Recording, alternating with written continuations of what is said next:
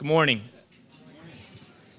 My name is Michael Thompson, and I'm the director of the Council of State Government's Justice Center, and I have the privilege of welcoming all of you to the first ever meeting of the Second Chance Act program grantees. We are very, very excited to be here.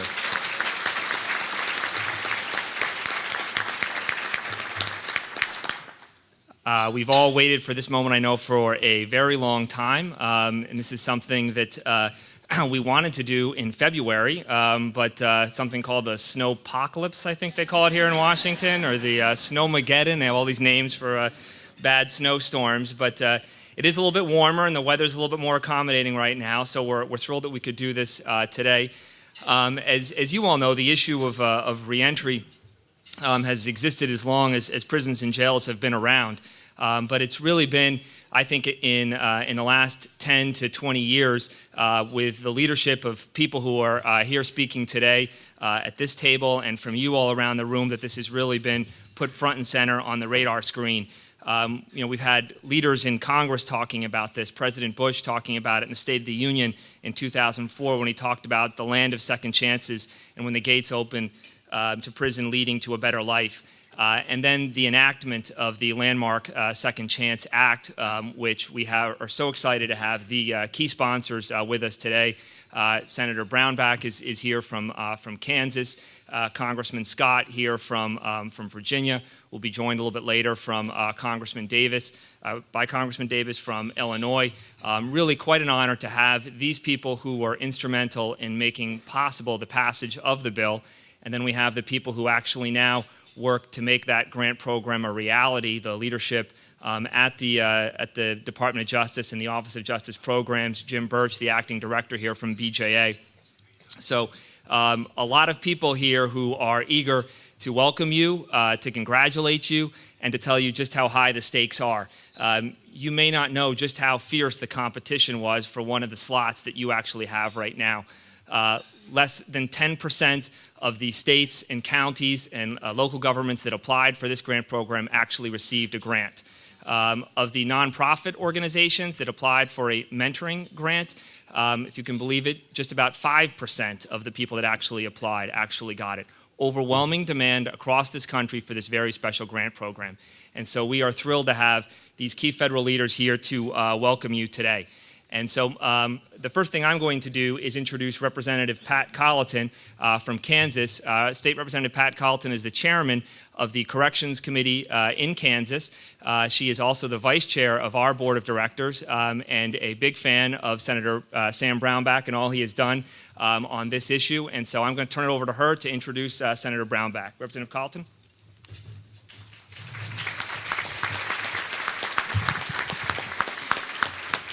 Thanks, Mike. Well, in Kansas, we know that in Senator Brownback, we have a tremendous leader.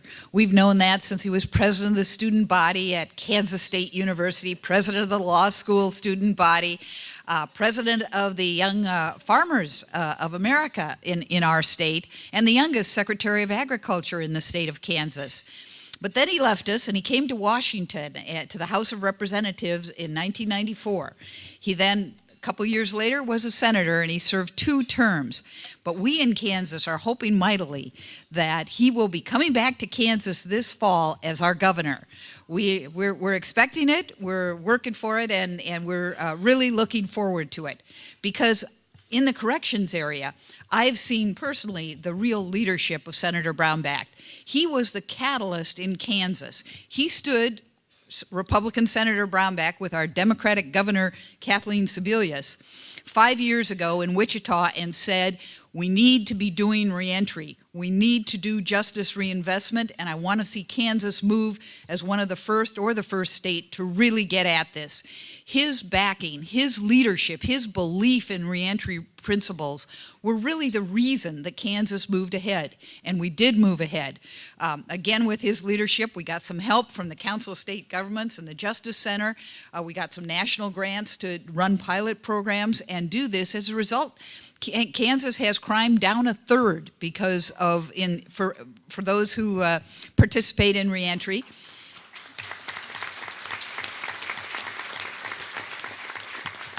And at the same time, we saw Senator Brownback take the leadership in the national effort to bring reentry to prison reform. And as you all know, and as Mike said, he was one of the original co-sponsors of the Second Chance Act. He has worked since its passage to ensure that we had funding for the important programs that are being funded through the Second Chance Act. And we can't say how thrilled we are to have his leadership at the federal level that really is bringing this to the states. I mean, he's done it in his own state. He's worked on this so hard federally. And we believe that as he continues back in Kansas, we hope as our governor, that he will continue to be a national figure in reentry. And I know we in the Justice Center of the Council of State Governments are totally committed to relying on his leadership, again, nationally and in our state, to keep reentry strong, to keep it spreading and doing good things for public safety throughout the nation. With that, I'd like to introduce our Senator, Sam Brownback.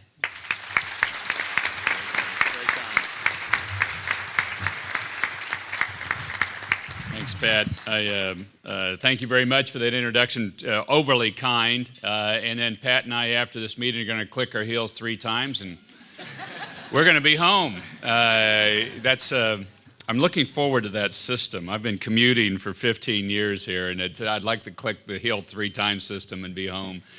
Glad to have you guys here. Big program, was very competitive. So competitive, Kansas didn't get one of the original grantee programs. So on the way here, Bobby, you guys probably got one. Yeah, you got a couple. You got a couple, and we didn't get any? A couple of people. A couple of people, all right. I'm feeling a little better about it, but La Rochelle Young in my office that's worked this issue for some period of time. When the list came out of who got them and we didn't, I was going, that's not the way it's supposed to work around here when we put this much effort. But I do think it bespeaks of the quality of the competition and the interest in the programs. But I want to put a challenge on you with that. I was just at one of the prison programs at the federal prison in Kansas, Leavenworth, and talking with them there about one of the particular faith-based programs that we have in the federal prison. I was telling them, I said, look, guys, if this doesn't work and we don't get the recidivism rates down, the money stops, the program ends, and we're going to go back to square one, and we're not going to probably try something like this for another decade or 2. I'm just being very candid and blunt with you, and in the budgetary environment we've got here now, I think that is an absolute true statement to you. So you better bet on a winner, and you better get it done, or it probably isn't going to happen again for a long period of time. It puts a lot of pressure on these early programs. It's going to put a lot of pressure on you guys. And it's got to be a number-driven result. And if the numbers aren't there, it's not going to survive. Now, Pat, who's led our effort in Kansas and has done a fabulous job, has a real heart for this program, and does it out of her heart because it isn't an issue probably that really affects her House district, be my guess, from where she's from. But just sees this as a real important social need that we have, a real important social problem that we have, and one that if we do it right, we can really produce the numbers. And the numbers, I think, are pretty impressive.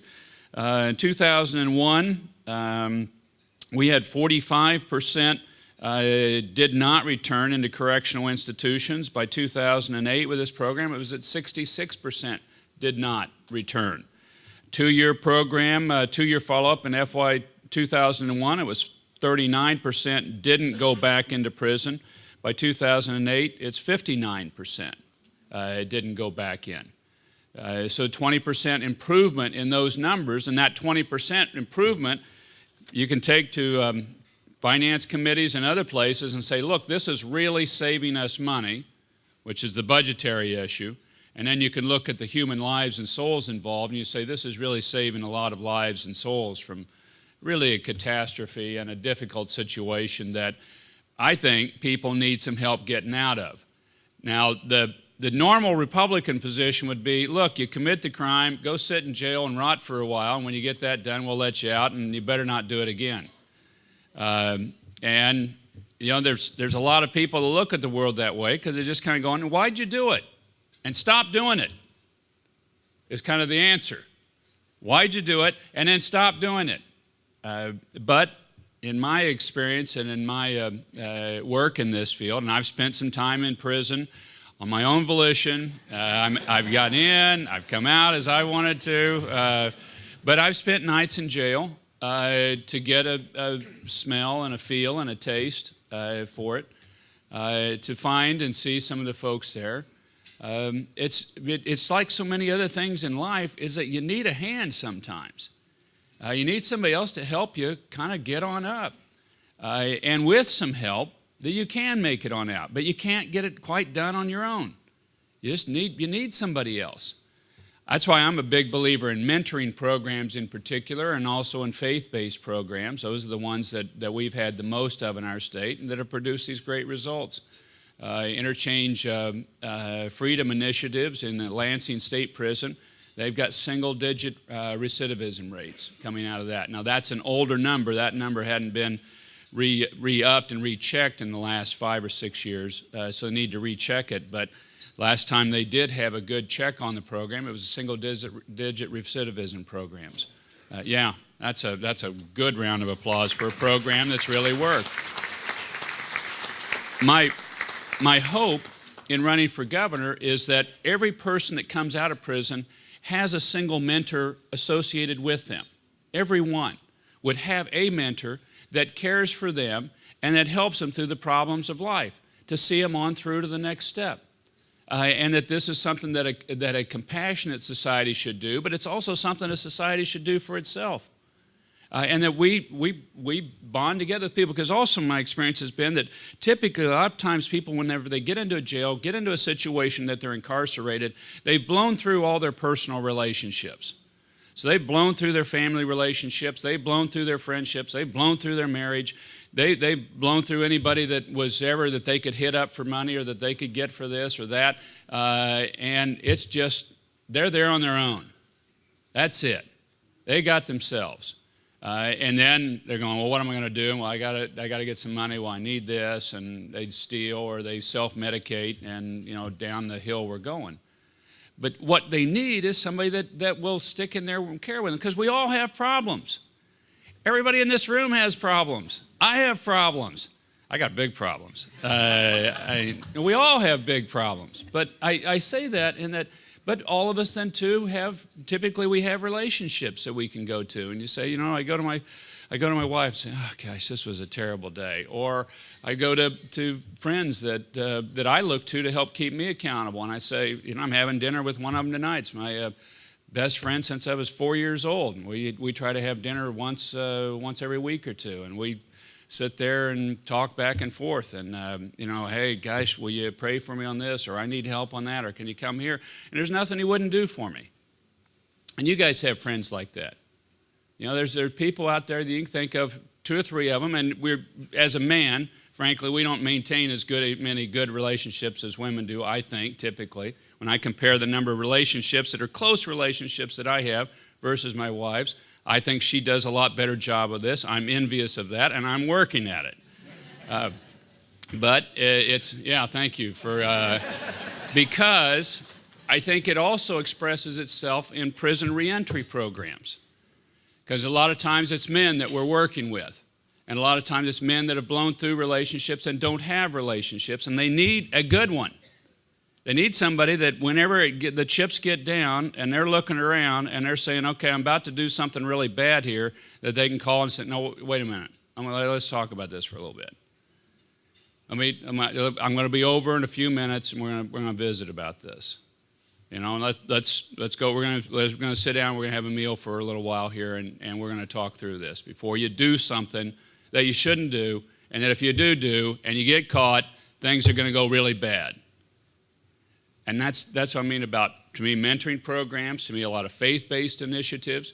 I think this is something, and a lot of your nonprofits are not faith-based. Great, I'm glad you're in this. I'm glad you're working with it. If you're in a faith-based community, I think this is a responsibility of the faith-based community, is to reach out to people that are in prison, that are in difficulty, and to say, look, I'm going to come alongside you, and I'm going to help you. And you know what? I'm going to get more out of this than you're going to get out of it. Because I always do. Whenever I go and I spend a night in prison or I go into to a jail situation, I come out the better rewarded. And that's what I want to see people really do this and really engage. And if they do, we'll be better for it. Both the person that engaged and the person that builds a relationship. Now I want to double back to my earlier point. You've got a number of innovative programs. I hope you build very tight email networks amongst yourselves, just as one suggestion. And maybe if there's a way that everybody can exchange email addresses when they go into workshop groups or make an easy exchange of it, because you're the pioneers on this effort. This is the first wave of them. We are going to be under incredible budgetary pressures as a government. We are now, but we're just borrowing it. We're borrowing 40 cents of every dollar we're spending now. So looking forward, programs like this are going to be under extraordinary pressure in a year, 2 years, 3 years, certainly 5 years out. Programs are going to be. And so you better be exchanging the information. You better give your best shot early on about what you can get done. You better do it as economically efficient as you can and be able to produce those numbers and results, because the test will come very early for these programs. And I want you exchanging information and dialoguing back and forth and what you find. And if it doesn't work quickly, get out of it and try something else. Move into something else that does. If it's costing too much per person, get out of it and get into something that's better. And do it fast. And don't just say, well, we're going to run the string out on this one, because I just don't think the string's going to be long if the numbers are not produced. If you produce the numbers, we're going to be able to fight for it. If you don't, we won't. So exchange that. Be innovative. Be dynamic. Be constructive, destructive as you build it. If it doesn't work, get out and move forward on something else fast. Don't act like government. All right, is the short answer on this. Act like an entrepreneur. Act like somebody that you got, this is your dollar, it's on the line, and if I blow through this money and I don't produce on it, I'm done. The thing's history, which is the way a lot of startup companies look at themselves. I got a nest egg of capital, and I've got to get it done with this, and if I don't, we don't survive. And I really hope you can look at it with that sense of urgency. And at the end of the day, this really can end up being some of the great things that can happen. We've got a clear problem. We know we've got a problem. 60% recidivism rate in America? Good Lord. We know we can solve it. We've got innovative programs that I've already cited to a couple that have gotten some programs down 20 points to single digit. So we know we can do this, but we've got to get after it, and we've got to use the tools we have. Best to you. God bless you all. Godspeed. Thanks for letting me be here. Thank you.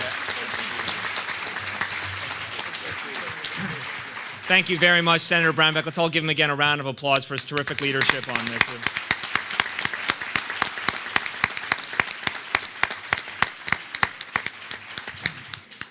As many of you know, what's made the work on reentry, and particularly the Second Chance Act, so special has been the true bipartisan nature of it and support for it. And we are honored to have, as well as Senator Brownback welcoming you all, the key leaders from the House of Representatives in the passage of that bill. And I'm going to first introduce Chairman Scott, the chairman of the House Subcommittee on Crime.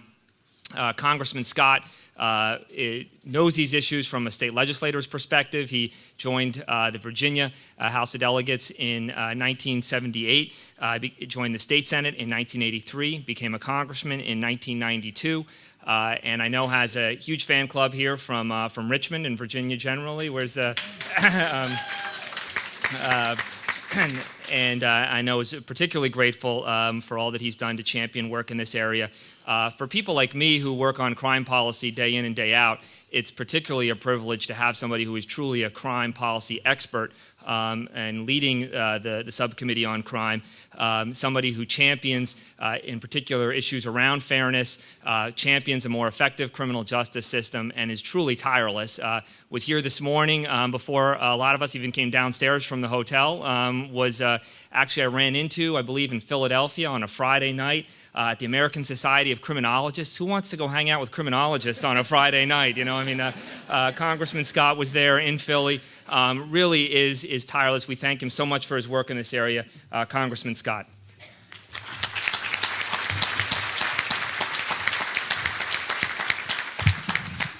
Thank you, Mike, for your very kind introduction. Pat, it's good to see you, and thank you for your work. As state legislators work harder than anybody.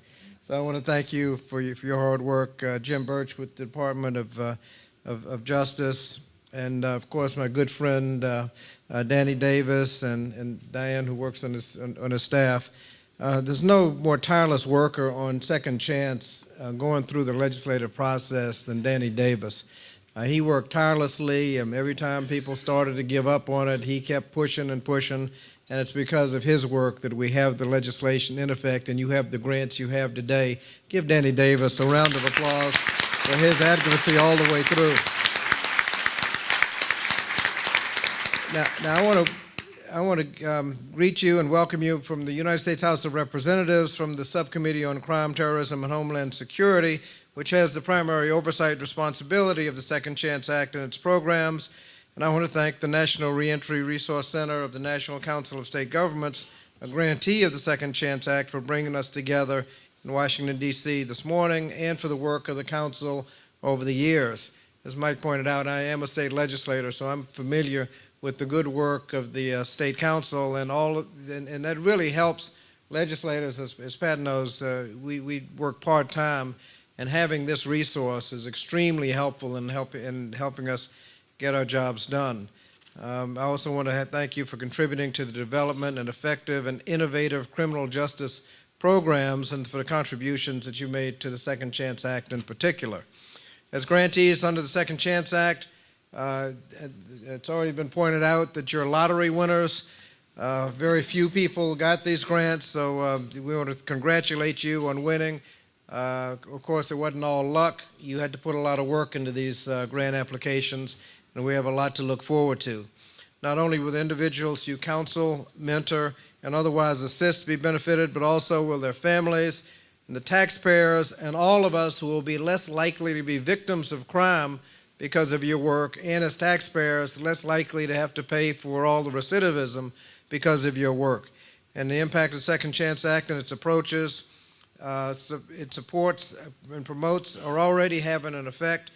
Crime rates are down again, and I think not only the Second Chance Act in particular, but the attitude towards prevention and early intervention are certainly reducing crime and reducing prisons. Perhaps we're doing something right. It'd be difficult, it would seem, for the tough on crime advocates to take credit for both crime going down and the rates going down. The Senator mentioned Republicans want people to just rot in jail. Well, rotting in jail is not free. We pay for that. And so we can do better and spend a little bit of money on Second Chance, and you don't have to spend a lot of money on watching people rot in jail. And so we followed the tough on crime approach for almost 30 years. We abolished parole, or where it actually exists. We cut it back to where it's almost non-existent. We've unraveled almost 100 years of juvenile justice by requiring, in many cases, for children to be tried as adults, even giving them death penalties until the Supreme Court stopped us from that, or life imprisonment, and the Supreme Court stopped us from that too.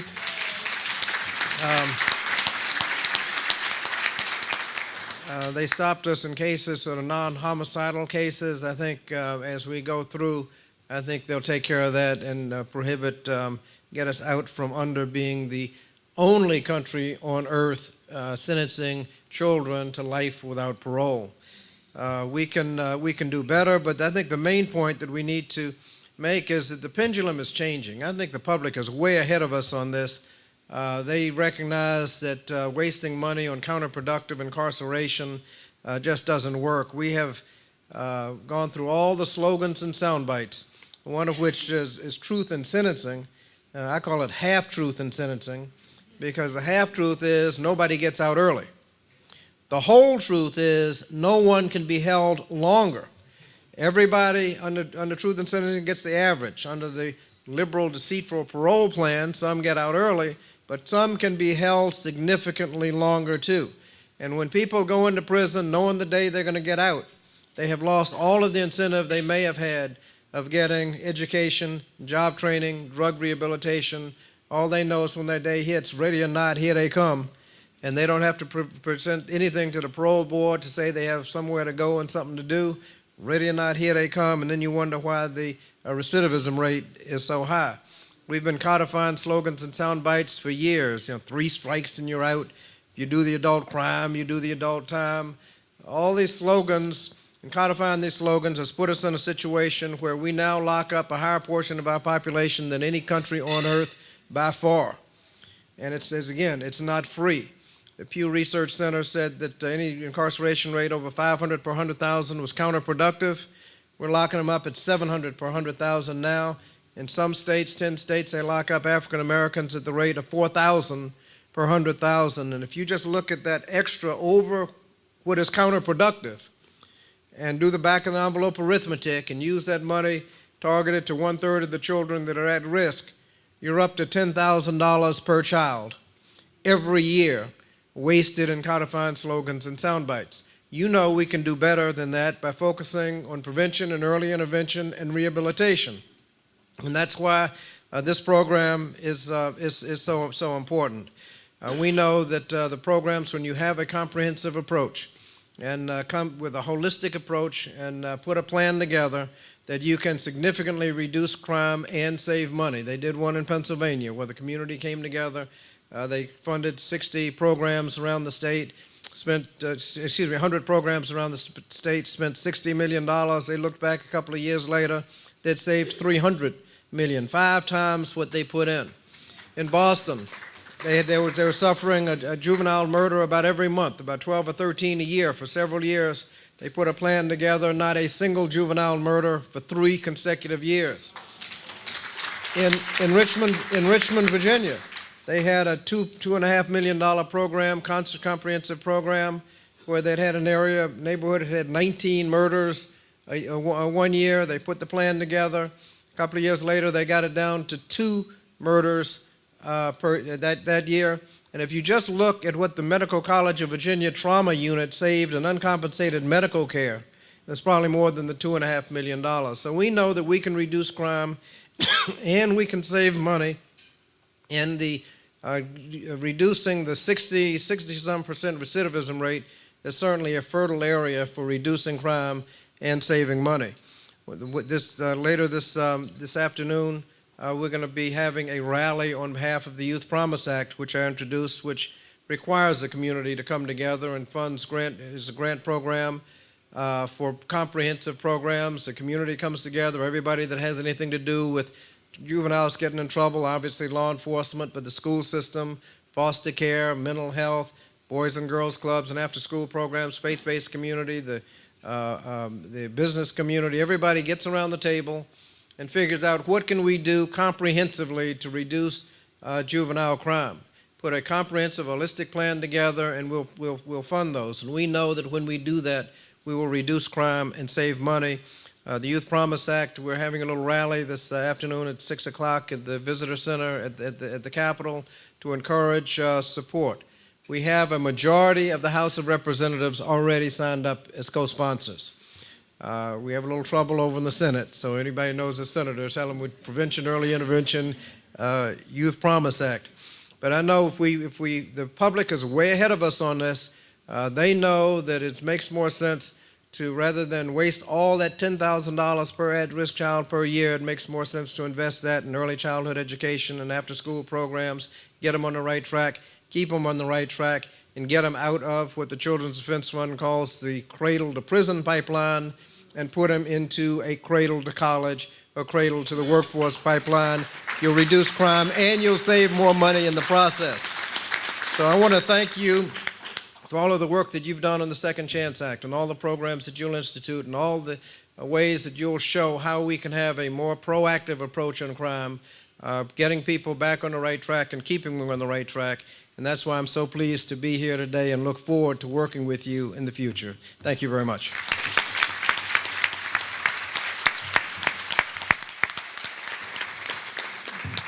Thank you very, very much, Chairman Scott, for, again, all your terrific leadership on this. We're incredibly grateful to you. Another round of applause, please, for Chairman Scott.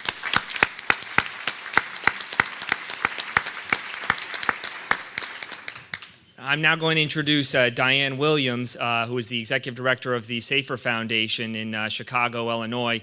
Diane Williams runs one of the best known, and for very good reason, programs in the country serving both adults and young adults who are coming out of secure facilities and looking for a job, which we all know is the top issue that men in particular raise when they're coming out of prison or juvenile facilities. And when anybody wants to know about a program that works, we are always talking about the program that Diane Williams runs and the Safer Foundation. She's testified before Congress on countless occasions, served on the advisory board of the National Institute of Corrections, lots of advisory boards for us on this topic, and comes to this really knowing the perspective of employers in the private sector, because that's where she comes from, AT&T and other very large Fortune 500 companies. So Diane Williams is going to introduce her congressman in Chicago, Congressman Danny Davis, the other key champion for this in the House. So Diane Williams.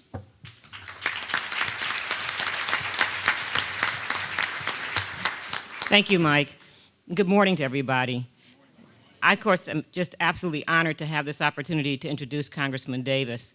As I think about all of the work that he's done, it's just really hard to even focus in on the couple of things that I want to share in terms of what he's accomplished and what he's done. But I do want to make you aware that he was elected to Congress in 1996 and has served as a congressman since then. But he really started serving our communities a lot earlier than that. In fact, I remember hearing the congressman at one point talk about his work at a school called Magellan, which was an elementary school in the city of Chicago that worked with children who had behavioral problems. And he talked about one young woman who was just really, really upset and excited in a very negative way when he walked in the school one day, was using all kinds of language, was threatening her mom and doing all kinds of things. For me, the interesting part of that was it turned out to be the girl who lived next door to me. So it was a very uncomfortable thought at that point in time. But I would also tell you that he has served our communities in many capacities. His district is a very diverse district. He has the North Lawndale community, which many of you may often have heard about, because it was the community that everybody talked about in terms of the fact that 70% of the adult males in that community had criminal records. And it would be easy for him, quite frankly, to ignore that community, that part of his district, because he also has the Gold Coast, which is one of the wealthiest communities in the metropolitan area of Chicago. And so it'd be very easy to focus on those folks who had that wealth that could support his campaigns, that could do the kinds of things that he would want them to do from a wealth perspective.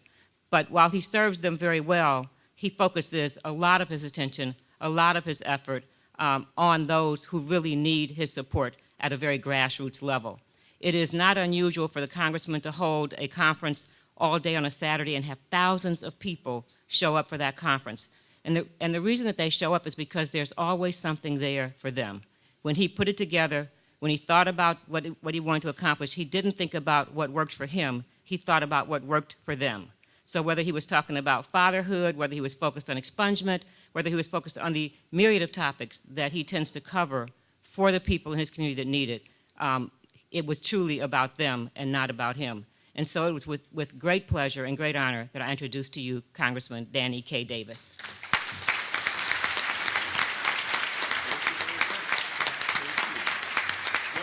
Thank you. Thank you very much. And let me thank Diane for all those wonderful comments that she made. As a matter of fact, as she was talking, I was reminded of my mother, who always told us that flattery, like perfume, is to be smelled and not swallowed. And so my daddy would get in the act, and he'd say, well, you know, if you got to smoke, at least you don't have to inhale. So thank you, Diane. You said some good things. I'm delighted to be here and to have the opportunity to share this moment with all of you. Two of my favorite elected officials, of course, have been here this morning.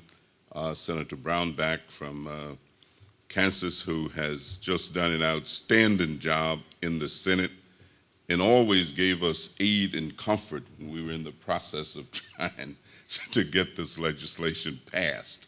It was just comforting to know that we had someone in the Senate who would not back off, who would not back down, who would keep moving forward.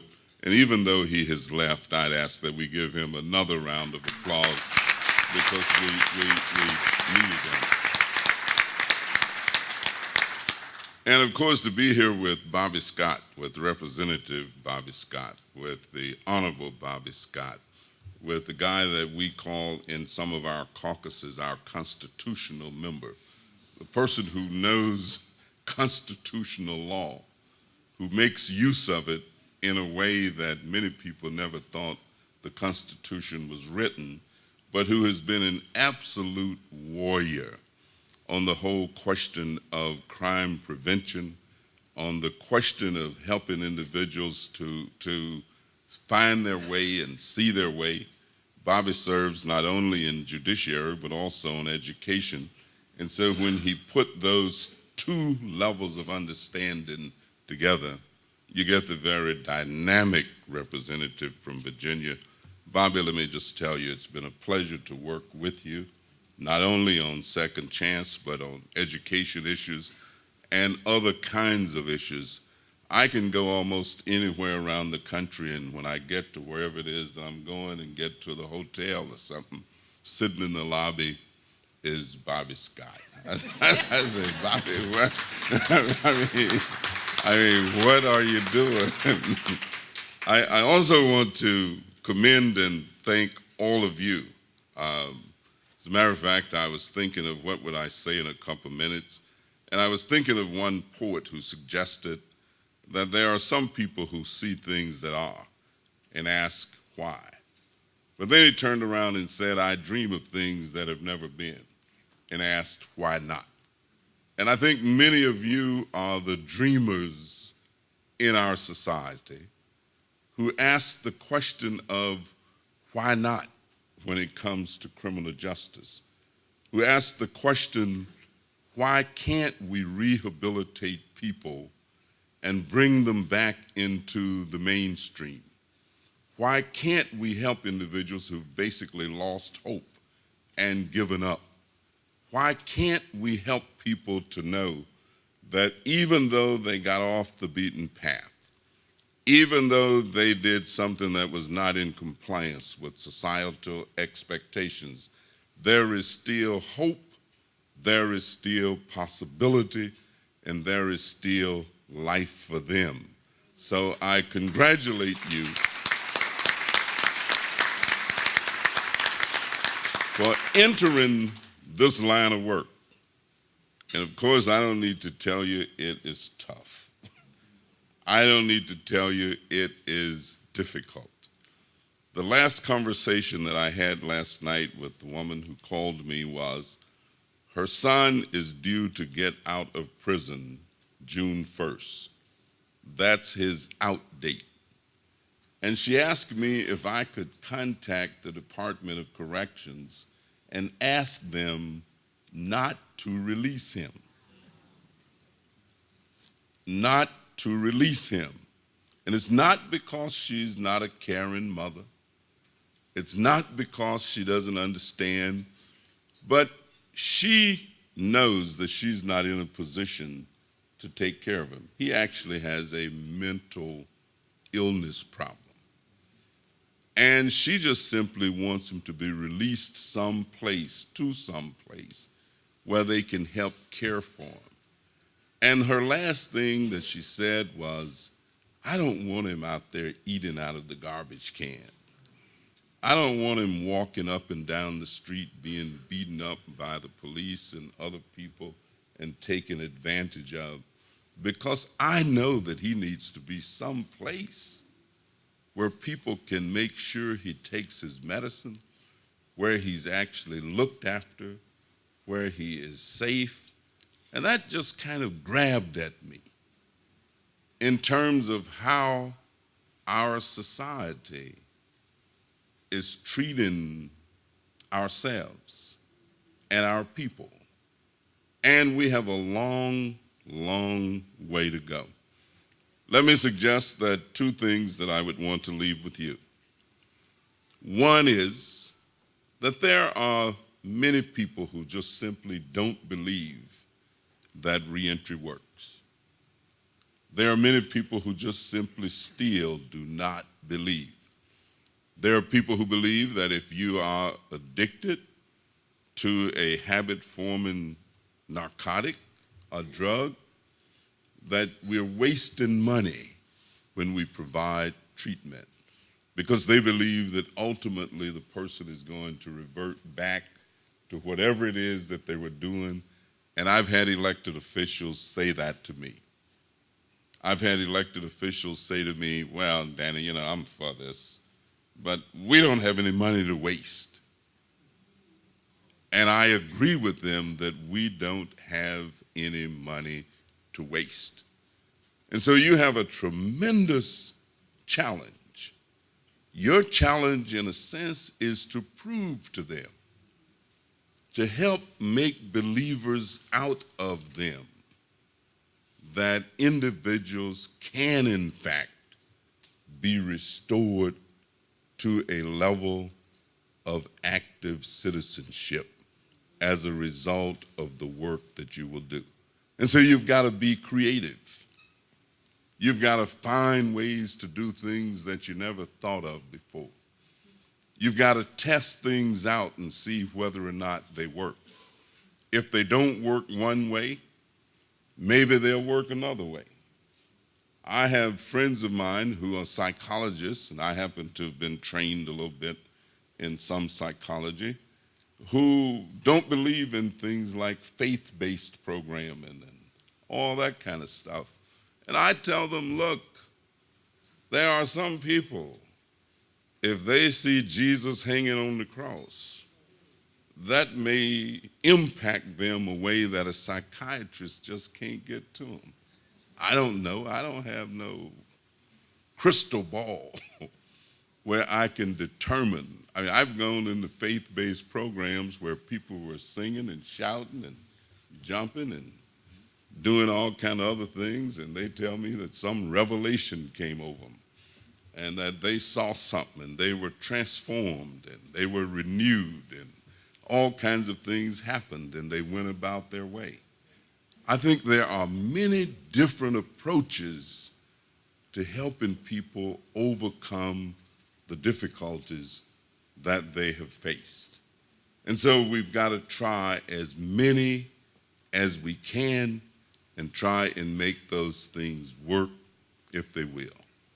The other thing is that no matter how much we rehabilitate people, no matter how much we help them in terms of their individual understanding, if they cannot find a job,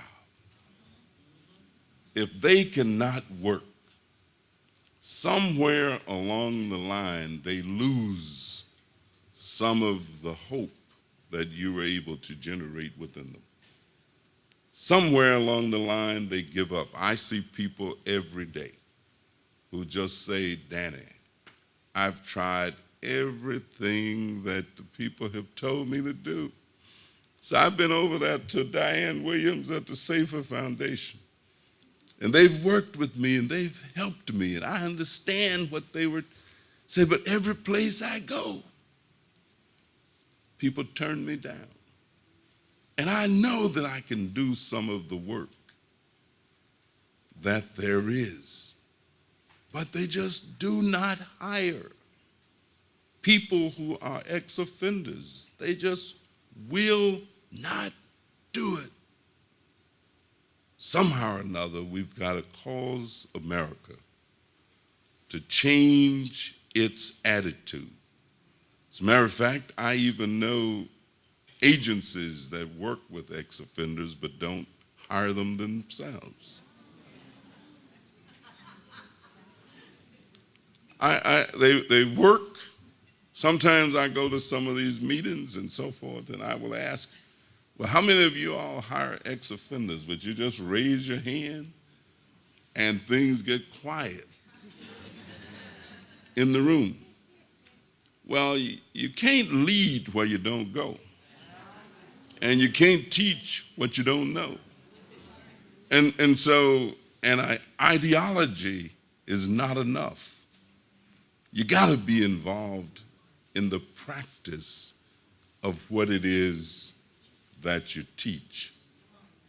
My dad had told me one time when I was a little boy and we were going to church and I was telling him about the preacher. I said, Daddy, Reverend so-and-so really, he said, let me tell you. He said, I'd rather see a sermon than hear one any day. I'd rather have somebody walk with me rather than merely point the way. And so I guess what I'm all actually saying, that we have to redefine in some ways our own thinking about the individuals that we are trying to help. And if you will do that and let the rest of the world know that you actually believe in what you're doing. My last point is reentry is a community activity. You can't do it in an isolated kind of way. One of the best efforts that I know of is in Waukegan, North Chicago, Illinois, where they have a coalition against recidivism. And every entity in the town, in those two towns, they're twin cities, are members of the coalition. The mayor's offices, the public defenders, the state's attorney, the prosecutors, the Urban League, the NAACP, the school districts, everybody is engaged. Bloomington, Illinois has a good program. And they're small enough where they almost know when a person comes out of the penitentiary and come back home. And when the person get there, they kind of vamp on them and say, look, we're putting our arms around you. We want to help you. Some churches know how to just take a person, Miss Jones' grandson. She's a mother of the church living in the basement. But they go and say, look, Johnny, we're going to help you. We're going to find out what your needs are, and we're going to help you overcome your problem. Well, enough said. Go ahead. But there are a lot of wonderful things that can be done. I commend all of you. I commend the Justice Department, the Reentry Resource Center, all of those who are engaged, involved. And I couldn't stop without thanking Bobby Vassar, because Bobby works for Bobby. I don't know how you got a Bobby. But they are a dynamic Bobby team. Bobby is the staff person who champions this action for Representative Scott. And Bobby, I want to thank you for the tremendous job. Stand up, please. Thank you all very much. It's a good morning. Thank you.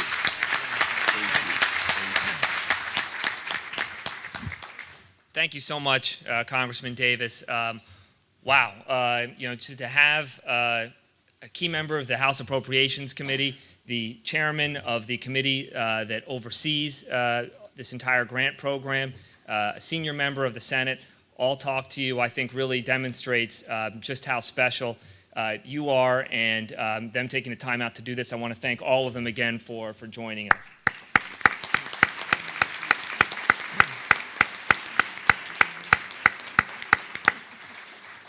Now, if you're like me, you're feeling inspired, but your heart's also beating a little bit faster, right? You're thinking about all of this incredible scrutiny that this program is under, but let me tell you, nobody feels that more than Jim Burch, who is the acting director of the Bureau of Justice Assistance. He's the one who's actually going to get called to testify before these different folks and talk about what exactly happened with the millions of dollars appropriated and the very high hopes and expectations that Congress placed in this program above far others. And I can tell you from my standpoint, I am very relieved and gratified that it's Jim who's in those shoes. It's a very, very tall order, but I think if there's someone who can do it, it's Jim. He has incredible experience leading these kinds of complicated programs, whether it's for juveniles or now for adults at the Bureau of Justice Assistance. And he has some really important values, as does the Office of Justice Programs generally, which are going to be really key to help this program succeed. They want to make sure that the Reentry Resource Center can do everything to help you succeed. They recognize that every jurisdiction is different. I mean, just the incredible variety and diversity in this room is really extraordinary. He understands, and OJP understands generally, that we need to bring together Health and Human Services and Labor and a variety of other cabinet agencies, and they are represented today in this meeting. And he also sees this important public-private partnership, and there's many foundations that Attorney General Holder has convened together with his support team. So they're approaching this in the right way to make it succeed. I know that there's a lot that they're going to try to do to make sure that you have everything you need, and so I'm now going to give you Jim Burch.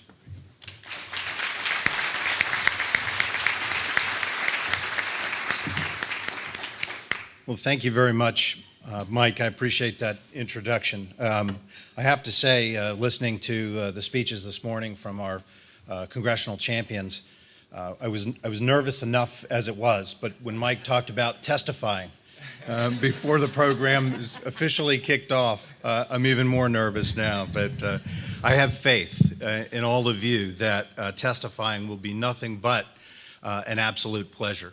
Just as being here today is an absolute pleasure. I am really excited about this opportunity to be here with you, and we are so excited to kick this initiative off finally.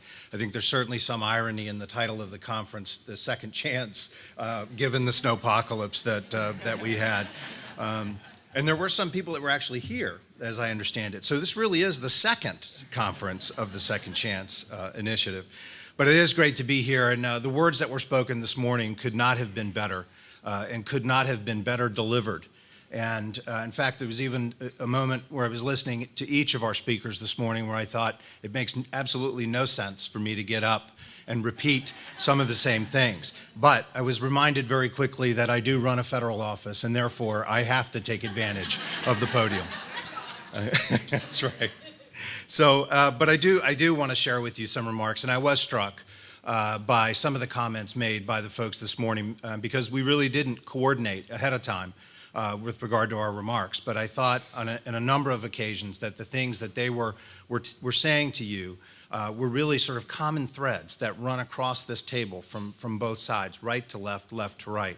And these are really important messages for you all, I think, to understand. And when I don't think that anyone intends for these messages to come across as parochial, if you will, or us talking down to local communities. We see ourselves, we're humbled to be in this room with you all and those of you who do this work every single day on the streets of America. But we work with you in partnership. And part of partnership requires us to be honest with you about the situation that we are all in and the expectations that are upon all of us, and the expectations that are upon you all as the first cohort, if you will, of second chance grants that have been made. And so my remarks are really in that context, in that spirit of partnership and working together with you.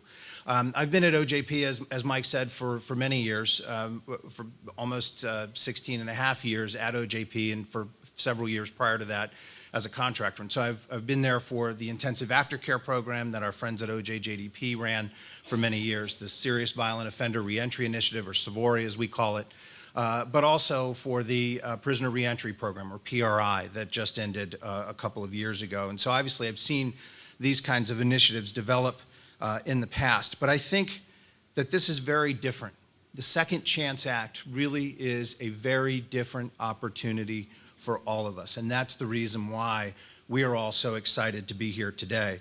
I just want to take a brief moment and say how great it is to be here, not just as BJA, and we have staff here in the room that are going to be with you for the remainder of the conference, but also to be here in partnership with our colleagues at the Office of Juvenile Justice and Delinquency Prevention. And Acting Administrator Slowakowski is represented by Maria Swineford, who is here. She's the Deputy Associate Administrator at OJJDP, and we see this as a partnership. And so please think, as you hear my comments today and as I talk about the justice system, please know that we're referring to both the juvenile justice system, which we recognize as distinct and separate, as well as the adult justice system. And so we really are in partnership. We're also in partnership with the National Institute of Justice. And NIJ will be involved with us throughout this initiative, with this cohort and future cohorts, around evaluation strategies, because we do need to tell the story. And I'm going to talk more about that in just a few minutes. But I also want to just share with you how great it is to work together at the Office of Justice Programs with such a great, dedicated, and talented leader as we have in Assistant Attorney General Lori Robinson. She is just a fantastic champion for these efforts and has really breathed new life into the Office of Justice Programs and encouraged us to work in partnership, just as the Attorney General has as well. But I want to really start my remarks this morning by recognizing the importance of those of you in this room. The opportunity of a lifetime is in our hands, and I think you heard that this morning in some of the comments from our champions on Capitol Hill. I've often described this opportunity as the perfect storm. We have the Second Chance Act, but we also have support from Capitol Hill around critical other pieces of the puzzle, if you will, that are designed to make our system more effective, and they are together part of our shared vision at the department for reentry and at the Office of Justice Programs in particular. We're not just talking about what happens on the back end, right? Reentry is not just what happens behind the walls and in community corrections. Reentry really is about the entire justice system. It is not just the folks that work in corrections. And so what we're talking about here is that reentry is a continuum of activities that exists from the moment of first contact to the very last contact. And when I talk about first contact, what I'm talking about is not necessarily what many people think of as the door to the justice system, the public side of the justice system, but we're talking about those groups that Representative Davis talks so much about, those community-based organizations that are on the streets providing critical prevention services. That really is the first contact that is part of the reentry continuum. And so we really reflect on reentry. Our vision is about a broader system of efforts. And so we mentioned the Second Chance Act. And you know that a couple of years ago, the Second Chance Act was appropriated about $25 million. President Obama's budget asked for that to be increased to $100 million, and Congress granted that request. $100 million dedicated to Second Chance alone was a huge step forward. But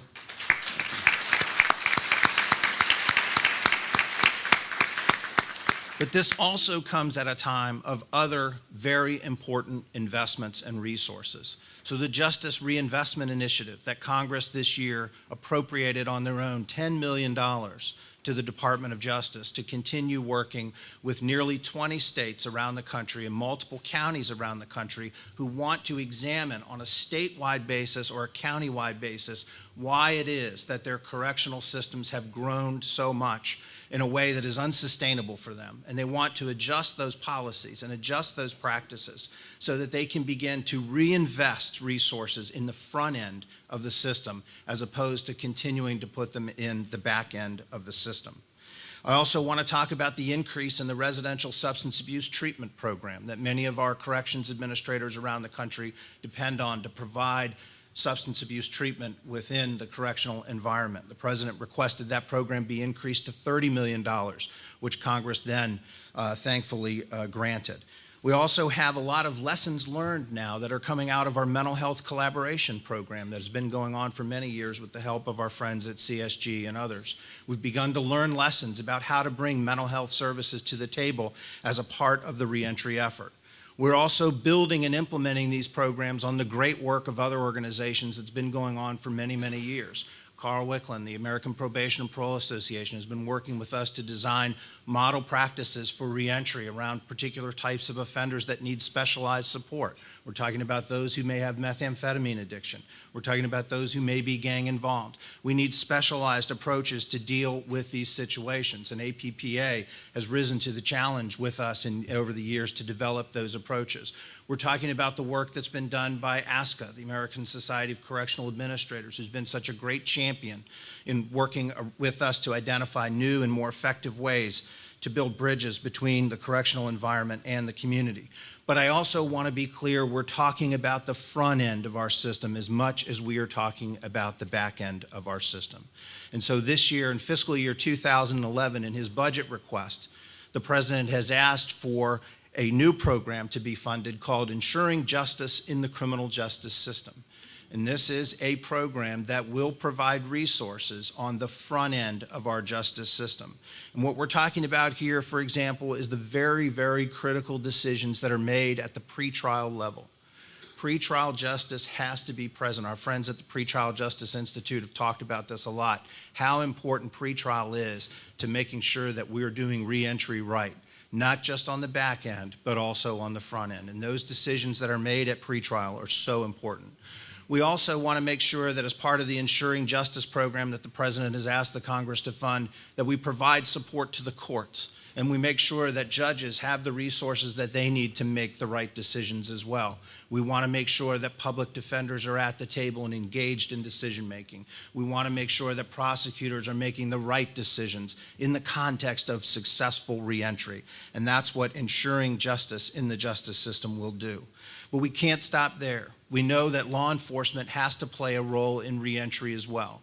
And so the President has asked in FY11 in his budget request for funding for a program called Smart Policing. And this is a program that will ask law enforcement agencies to implement evidence-based strategies that are not measured on their ability to make arrests, but are measured on their ability to prevent crime.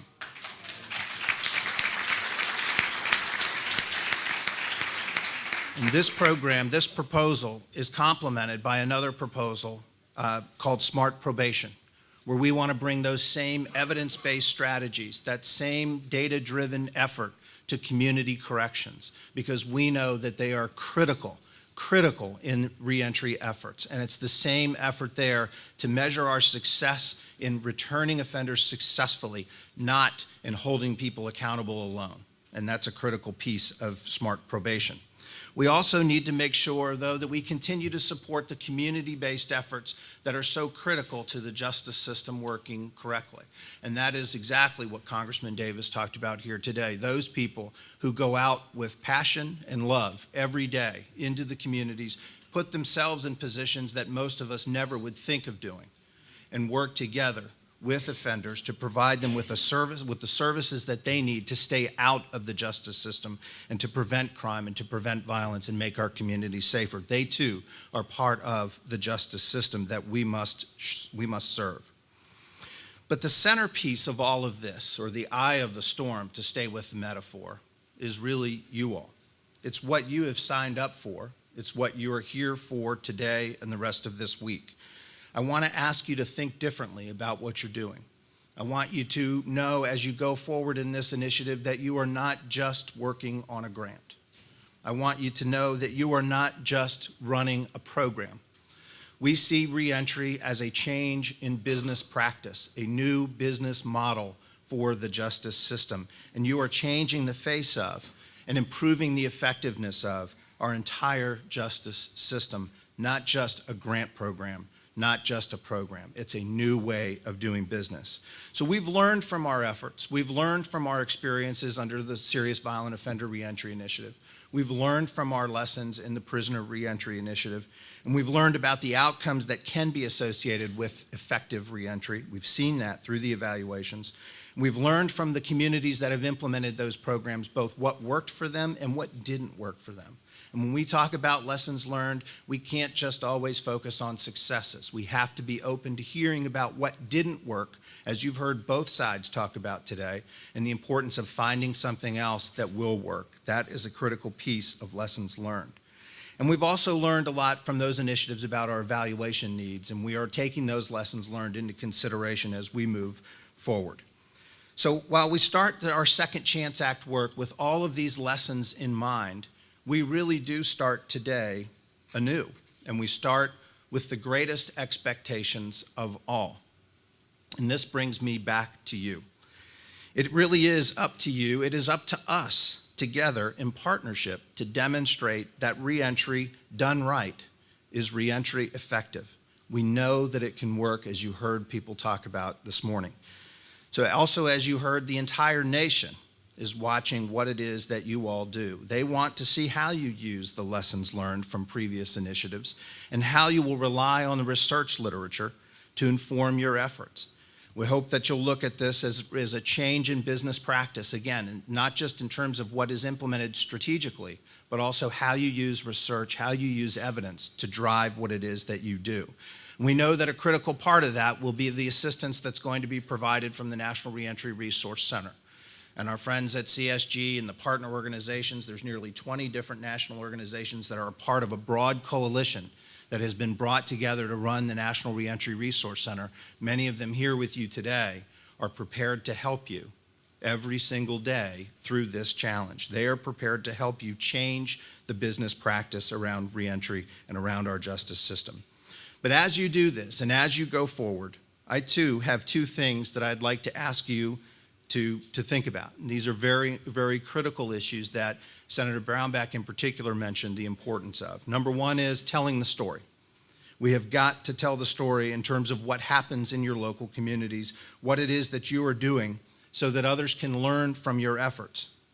But your end of the bargain in this, as a part of this initiative and as a part of helping everyone around the country learn about reentry, is going to be the part that not many people really look favorably on, but it is data collection. And you've heard this morning, I couldn't have asked folks to talk about it better, our champions on the Hill. They've stepped up. They've done what we asked them to do. They've provided the resources for all of us. Now it's our turn. And they've asked clearly what they need, and they need data. They need to show that it works. They need to show return on investment. And that can't happen from BJA. It's got to happen at the local level. You are our partners. We've got to help you in this. But we've got to now together, all of us, step up to the challenge and provide that information back to our champions who have really fought for us. And without this, we won't be successful in demonstrating how effective reentry is. And I can assure you, we won't see an opportunity like this ever again if we don't come through on our end of the bargain. We have to hold ourselves accountable for the results in these initiatives. And we're talking about weekly, we're talking about monthly, we're talking about quarterly, we're talking about annually. We're not talking about what unfortunately has been done in some cases in the past, where we look at data at the end of the program. What I think you heard our champions talk about this morning is constantly assessing where we are and making changes in our practices and continually watching the data to see if our changes are having a positive effect. That is what we mean by a data-driven program, and I think that's what has been asked of us. So the bottom line is that our efforts in Washington, D.C., and yours at home, must be all the things that we need it to be. And we've talked about evidence-based, we've talked about innovation. Innovation has got to be a part of this. We've talked about data-driven. We have to be accountable, and you've heard the term cost-effective from many of our champions this morning. If we are all of these things together, and I have to add with a little bit of passion on the streets, which we know you all have, and you bring to this work every single day, we will be effective at making safer communities and changing lives and helping families. So the stakes are high as well as the expectations, but we selected this group of grantees because we know and we saw in your proposals that this group of folks is ready for the challenge. You have the capacity to do this. You are ready to meet those expectations, and we know that it is our responsibility to assist you in any way possible to demonstrate results. And so I want to thank you all for being here this week. We wish you all the very, very best, and we look forward to working closely with you and implementing very, very positive changes in your communities and being back here a year from now to celebrate some of those successes with our congressional champions back here again. Thank you all very much.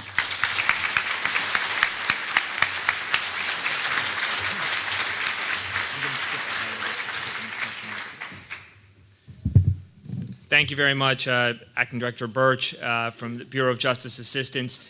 Just want to underscore what a terrific team Director Burch has both above him and below him. He referenced earlier the terrific leadership from the Assistant Attorney General, Lori Robinson, on this program. She knows these issues inside and out. It was actually back during her tenure previously as the Assistant Attorney General, where Jeremy Travis and others originally started talking quite in a big way nationally about reentry. She now is bringing all the forces of OJP and the Department of Justice to bear on this program. I know Marlene Beckman is here from the National Institute of Justice, making sure that this is indeed a research-driven initiative. Office for Victims of Crime, a number of other OJP agencies, and most importantly, OJJDP, and Jim Burch mentioned Maria Sweinfeld, and also Tom Murphy from OJJDP are here. Can we just, by a show of hands, how many people here are focusing exclusively or inclusively on young adults or kids coming out of, raise their hands high? So we have a large number of people in the room who are focusing on kids, and we recognize that that's a very distinct population with a whole distinct set of needs, and we're thrilled to have OJJDP here in partnership with us. And there's also a terrific team working for Jim, and we are very privileged to have a program officer on this project, Gary Dennis. Gary, where? Dr. Gary Dennis there with his hand up, who many of you know. He was the one who took your calls at 10 p.m. at night and answered emails at 5 in the morning when you had questions about your application, and you can tell he takes his job incredibly seriously, and he also knows where you're coming from, having been the Deputy Director of the Department of Corrections in Kentucky. Dr. Dennis, we're thrilled to have you here, as well as your colleagues, Drew Malloy, the Deputy Associate Director for Planning at BJA. Drew is back there, also gets it as a former state and local official. And his colleague, Thurston Bryant, I know is also here, and Tom Murphy as well from OJJDP. So again, thank you for all your help on this. Okay. Anya Lebonska, also from BJA. Thank you. Anya Lebonska, also here from BJA. Did I miss anybody else, Jim? Okay, terrific. We're very grateful to all of you.